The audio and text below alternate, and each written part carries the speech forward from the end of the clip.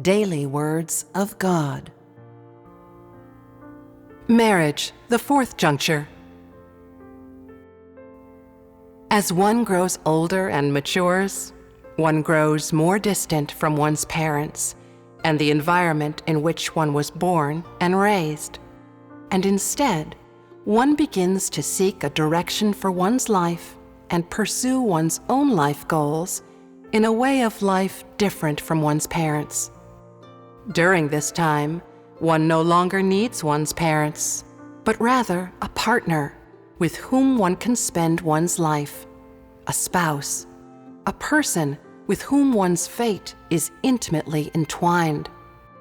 In this way, the first major event that one faces following independence is marriage, the fourth juncture one must pass through.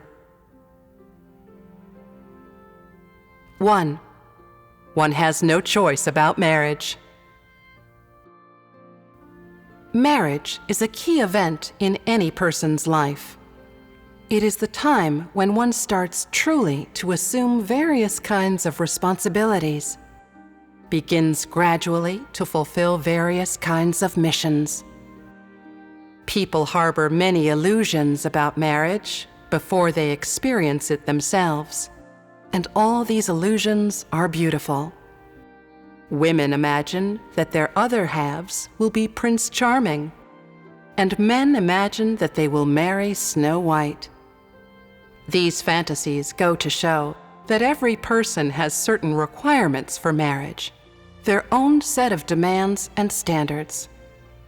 Though in this evil age people are constantly bombarded with distorted messages about marriage, which create even more additional requirements and give people all sorts of baggage and strange attitudes, any person who has experienced marriage knows that no matter how one understands it, no matter what one's attitude toward it is, marriage is not a matter of individual choice. One encounters many people in one's life, but no one knows who will become one's partner in marriage. Though everyone has their own ideas and personal stances on the subject of marriage, no one can foresee who will finally become their true other half, and one's own notions count for little. After meeting a person you like, you can pursue that person, but whether he or she is interested in you, whether he or she is able to become your partner, is not yours to decide. The object of your affections is not necessarily the person with whom you will be able to share your life. And meanwhile, someone you never expected quietly enters your life and becomes your partner, becomes the most important element in your fate, your other half, to whom your fate is inextricably bound. And so, though there are millions of marriages in the world, every one is different. How many marriages are unsatisfactory? How many are happy? How many span east and west? How many north and south? How many are perfect matches? How many are of equal rank? How many are happy and harmonious? How many painful and sorrowful? How many are the envy of others?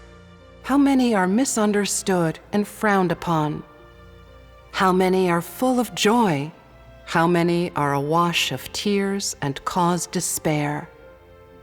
In these myriad marriages, humans reveal loyalty and lifelong commitment toward marriage, or love, attachment, and inseparability, or resignation and incomprehension, or betrayal of it, even hatred. Whether marriage itself brings happiness or pain, everyone's mission in marriage is predestined by the Creator and will not change. Everyone must fulfill it. And the individual fate that lies behind every marriage is unchanging. It was determined long in advance by the Creator. 2. Marriage is born of the fates of two partners. Marriage is an important juncture in a person's life. It is the product of a person's fate, a crucial link in one's fate. It is not founded on any person's individual volition or preferences, and is not influenced by any external factors, but is completely determined by the fates of the two parties, by the Creator's arrangements and predeterminations regarding the fates of the couple. On the surface of it, the purpose of marriage is to continue the human race. But in truth, marriage is nothing but a ritual that one undergoes in the process of fulfilling one's mission. The roles that people play in marriage are not merely those of rearing the next generation. They are the various roles that one assumes and the missions one must fulfill in the course of maintaining a marriage.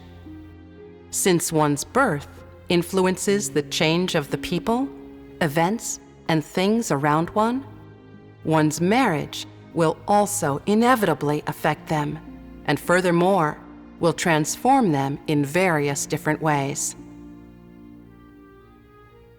When one becomes independent, one begins one's own journey in life, which leads one step by step toward the people, events, and things related to one's marriage, and at the same time, the other person who will make up that marriage is approaching, step by step, toward those same people, events, and things.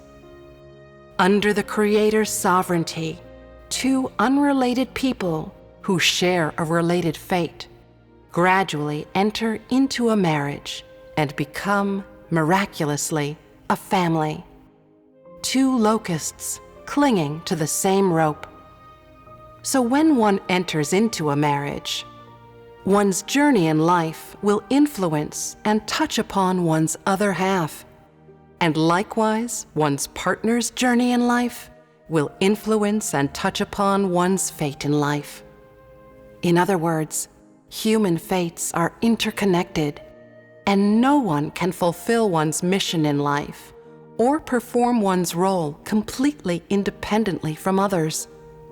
One's birth has a bearing on a huge chain of relationships. Growing up also involves a complex chain of relationships. And similarly, a marriage inevitably exists and maintains in a vast and complex web of human connections, involving every member and influencing the fate of everyone who is a part of it. A marriage is not the product of both members' families, the circumstances in which they grew up, their appearances, their ages, their qualities, their talents, or any other factors.